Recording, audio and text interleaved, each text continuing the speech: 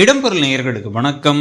So கிட்டத்தட்ட ஒரு வாரத்துக்கு ஒரு வீட்டில் நடந்த இறுதி காரியங்கள் அண்ட் இறுதி ஊர்வலத்தை அப்படியே படம் பிடிச்சி காமிச்ச மாதிரி ஒரு கொண்டு போயிட்டுருக்காங்க. தாத்தா இறந்துட்டாருங்கிறது எல்லாத்துக்கும் வருத்தமாக இருந்துச்சு. எல்லோரும் வந்து நிறைய பேர் ஃபீல் பண்ணாங்க. கமெண்ட் செக்ஷன்லாம் வந்து இல்லைங்க இது உண்மையிலே இப்படி பண்ணாமல் இருந்திருக்கலாம், இது ஒரு நல்ல மனுஷன் அப்படின்லாம் சொல்லிட்டு இருந்தாங்க. ஆனால் அவங்களே இப்போ வந்து வெகுண்டெழுந்து போய் எப்பா போதும்ப்பா முடிச்சிருங்கப்பா, கொண்டு போய் அவரை எரிச்சிருங்கப்பா அப்படிங்கிற அளவுக்கு பேசுகிற அளவுக்கான கதையை இப்போ கொண்டு போக ஆரம்பிச்சிட்டாங்க. அதுக்கான முக்கியமான காரணமே என்ன அப்படின்னா வந்து இழுக்கிறது தான். இந்த சீரியலை நம்ம பல தடவை சொல்லியிருக்கோம். எல்லா முக்கியமான சுச்சுவேஷனையும் ஒரு கட்டத்துக்கு தேவையான அளவை தாண்டி இழுப்பாங்க, ஜவ்வா அப்படிங்கிற மாதிரி. இன்றைக்கி என்ன நடக்குது அப்படின்னா வந்து மொத்தமாக இப்போ வந்து இறுதி காரியங்களுக்கான ஃபைனல் ஏற்பாடுகள்லாம் பண்ணணும் அப்படின்னு சொல்லி பேசி இப்போ வந்து இந்த இதெல்லாம் இந்த தப்பெல்லாம் அடித்து எல்லாத்தையும் வந்து கூப்பிட்டு வந்து இப்போ வந்து என்ன பண்ணணும் அப்படின்னா யார் இதெல்லாம் பண்ணணும், இப்போ அடுத்து என்ன பண்ணணும் அப்படின்னா வந்து தாத்தாவை பெரியவரை குளிப்பாட்டணும். அதுக்கு முன்னாடி வந்து யார் இந்த காரியம்லாம் பண்ண போகிறாங்களோ அவங்கள கூப்பிடுங்க அப்படின்னா செந்தில் போய் கோபியை கூப்பிட்டுறாரு. கோபியை போய் வேஷ்டி கட்டிட்டு வாங்கங்கிறாங்க.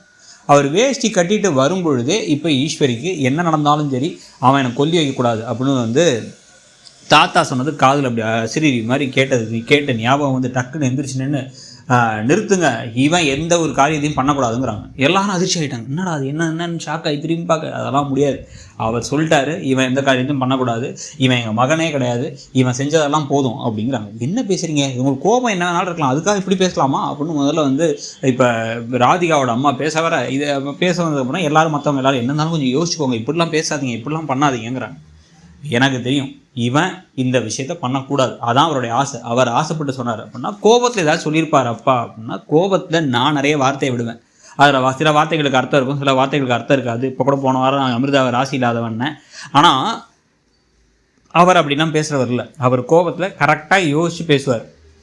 அவர் இப்போவும் வந்து பார்த்திங்க அப்படின்னா வந்து யோசிச்சு எல்லாத்தையும் மனசில் இருந்தால் சொல்லியிருக்காரு. ஏற்கனவே ஒரு தடவை சொன்னார், நேற்று நல்ல நாள் அதுவும் அவருக்கு இறக்க போகிறோன்னு தெரிஞ்சு அவர் வந்து சொல்லிட்டாரு இவன் எனக்கு கொல்லி வைக்கக்கூடாதுன்றாரு, வைக்கக்கூடாது அப்படின்னா அது எப்படி முடியாமல் போகுது, அவரோட உரிமை அப்படின்னு வந்து இந்த பக்கம் கோபியும் பேசுகிறாங்க, ராதிகா பேசுகிறாங்க, ராதிகாவோட அம்மா பேசுகிறாங்க.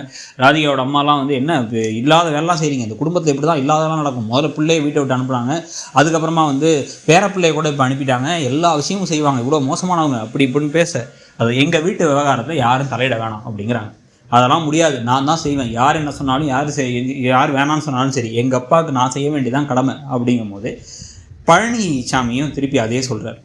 என்ன இருந்தாலும் வந்து மற்றதெல்லாம் அப்புறம் பேசிக்கலாமா, அவரே பண்ணட்டுமா, அவர் தானே பண்ணணும் அப்படிங்கும் போது இல்லை தம்பி உங்களுக்கு தெரியாது, ஒரு 2 வருஷத்துக்கு முன்னாடி இவருக்கு ஸ்ட்ரோக் வந்துச்சு.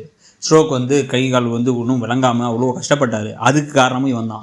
இப்போ இன்றைக்கி அவர் வந்து இப்போ இவ்வளோ சீக்கிரமாக அந்த மனுஷன் மரணமாயிருக்காருன்னா அதுக்கான காரணமும் இவன் தான்.